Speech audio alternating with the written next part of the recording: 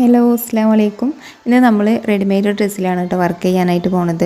അപ്പോൾ ഇതാ ഓൾറെഡി ഇതിൽ നെക്കിൽ വർക്ക് വന്നിട്ടുണ്ട്. അപ്പോൾ ആ സെയിം വർക്ക് നമ്മുടെ സ്ലീവിലും പാൻസിലൊക്കെ കൊടുക്കാൻ പറഞ്ഞിട്ടുണ്ടായിരുന്നു കേട്ടോ. അപ്പോൾ എന്താണ് പാൻറ്റിൻ്റെ അറ്റത്ത് അടിഭാഗത്തായിട്ട് കൊടുക്കണം. പിന്നെ സ്ലീവിൻ്റെ അറ്റഭാഗം ഞാൻ അഴിച്ച് വെച്ചിട്ടുണ്ട് കേട്ടോ ചെയ്യാനായിട്ട്. അപ്പോൾ ഇതാ കറക്റ്റ് മാച്ചുള്ള ബീഡ്സ് എൻ്റെ കയ്യിലുണ്ടായിരുന്നു. അപ്പോൾ അത് വെച്ചിട്ടാണ് നമ്മൾ വർക്ക് ചെയ്യണത്.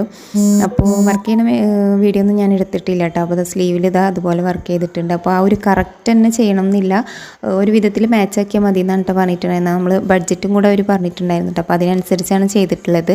പിന്നെ അത് ടോപ്പിലെ ബോഡി പാർട്സിൽ ഇത് അവിടെ ഇവിടെ ഒക്കെ ആയിട്ട് കൊടുത്തിട്ടുള്ള ആ ഒരു വർക്കാണ് പാൻറ്റിൻ്റെ ഫ്രണ്ടിലായിട്ടും ഇതുപോലെ കൊടുത്തിട്ടുണ്ട് കേട്ടോ.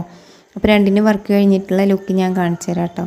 അപ്പോൾ ഇതാണ് എങ്ങനെയുണ്ട് എന്നുള്ളത് കമൻറ്റ് ചെയ്യുക കേട്ടോ ഇഷ്ടപ്പെട്ടാൽ.